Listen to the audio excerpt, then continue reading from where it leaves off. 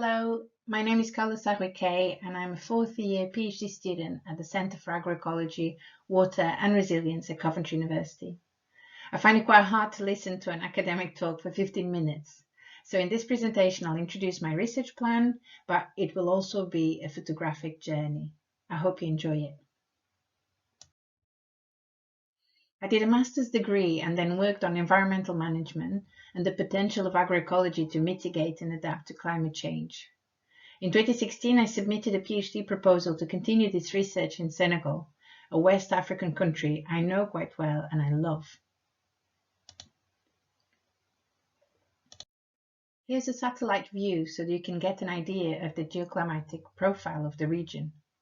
In Senegal, I based my fieldwork experience in a small village called Ndiamane. It is just off the Atlantic coast, and most villages are peasants dedicated to subsistence agriculture and market gardening.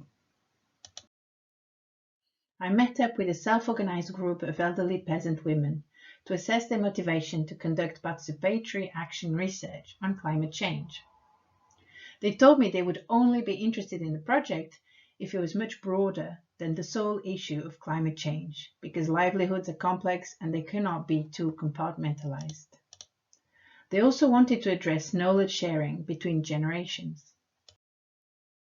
The group also expressed an interest in using participatory video to attract the youth and to facilitate knowledge sharing between generations within the village, but also between villages and beyond. This was a fantastic idea. Rather than centering the research on climate change, the research group decided to focus on the village's food system, Ndiamane's food system, and resilience. 4 research questions were outlined. Research question 1, what is Ndiamane's food system context? Question 2, how is the Ndiamane food system defined and organized? Question 3, how does the Ndiamane food system address this context? And question 4, is the Ndiamane food system resilient to environmental and social changes? Recently, I've decided to use this as the structure of my thesis. So after the literature review and the methods chapter, each research question will be a chapter of my thesis, and I'll add a conclusion at the end. To structure the study of food systems, I've decided to adapt the Sustainable Livelihoods Framework into a Resilient Food Systems Framework. I look at the Ndiamane food system's context, assets, structures and processes, strategies, and outcomes. This means that the general scope of my thesis evolves from a general context to the explanation of the rationale and tools, to then progress to a more specific analysis of the context and the strengths, weaknesses, opportunities, and threats of my case study. The conclusion will open up the scope again with a broader overview of the results. The time frame evolves too, as I start with a look at the past that then evolves to the current times and ends with a projection into the future. And finally, at the spatial level, I start with a worldview and progressively narrow down the research into my case study in Senegal and in Ndiamane. Yet my conclusions will open up the debate again to make it relevant at the global level.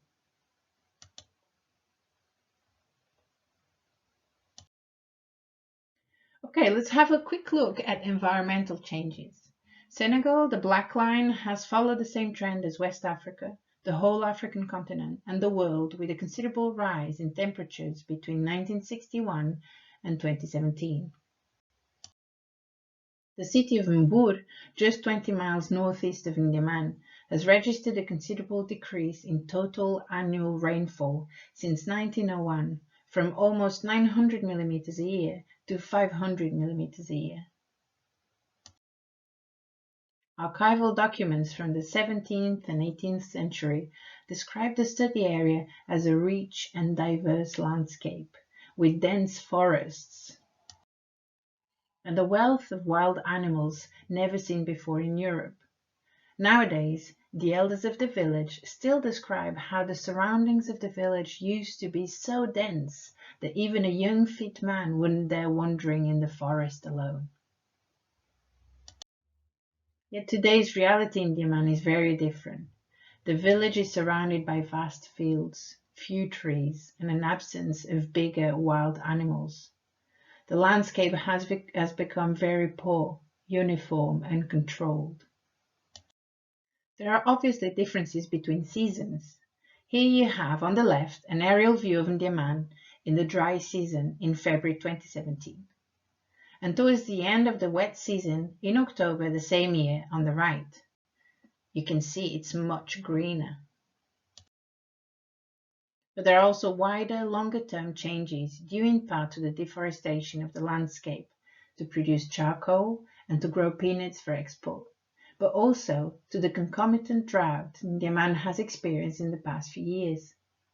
Here you can see that even in the space of 3 years between 2016 and 2019, Ndiaman has lost a considerable amount of farm fields, trees, and green hedges. All the wells of the village are dry. Where previously the population could do subsistence agriculture during the wet season and then some market gardening during the dry season, there is now no farming possible between October and July.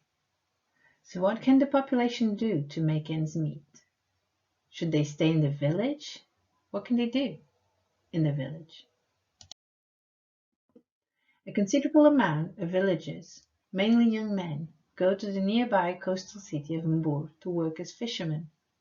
They leave with teams of 7 or 15 men on the traditional boats, the pirogues, for fishing trips of 15 days or a month, and then they sell their fish in the local market.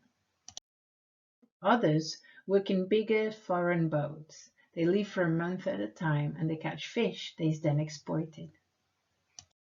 The majority of women, those who don't have several small children to look after, work during the dry season in a farm that produces spring onions and green beans for export. So all this work outside of the village, there's a new road, a new school, production for export, all of this is having a strong impact on the village's identities. I'll use here the example of clothes. For baptisms and weddings, women wear the most beautiful traditional dresses, full of color and fantastic patterns. Older men also wear traditional clothes, with designs passed down from generation to generation. Yet young men refuse categorically to wear traditional clothes. Whether they live in the capital city to attend university or they live in the village and have barely ever left it, young men want to wear what they perceive are Western clothes. And there are strong codes, do's and don'ts. I'm interested in how these genders and generations mix. For example, the young man on the left is wearing a newer version of a quite traditional hat, a Western-inspired t-shirt, but also proudly wears a traditional religious necklace. On the image of the right, you see 3 youngsters that are roughly the same age. Both women are wearing traditional clothes, whilst the man is clearly adopting and adapting a North American style. Food is going through similar shifts. For breakfast, the traditional leaf tea, kankeliba, is drunk with baguettes made with French wheat.